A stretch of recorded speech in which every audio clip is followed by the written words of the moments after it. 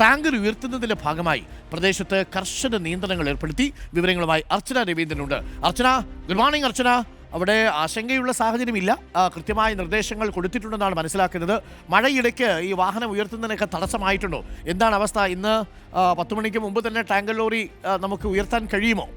Arun, good morning. അതുതന്നെയാണ് ജാഗ്രതാ നിർദ്ദേശങ്ങൾ ഇന്നലെ തന്നെ ജില്ലാ ഭരണകൂടം ഇവിടെയുള്ള പ്രദേശവാസികൾക്ക് നൽകിയിട്ടുണ്ട് എന്നുള്ളതാണ്. അതായത് ഇന്നലെ ഉച്ചയോടുകൂടിയാണ് ഇത്തരത്തിലൊരു അപകടം ഇവിടെ നടക്കുന്നത്. അതായത് കാഞ്ഞങ്ങാട് സൗത്തിൽ ഒരു ബസ്സിന് വഴി കൊടുക്കുന്ന സമയത്താണ് ഇത്തരത്തിൽ ടാങ്കർ ലോറി വയലിലേക്ക് മറിയുന്ന ഒരു സംഭവം ഉണ്ടായിരിക്കുന്നത്.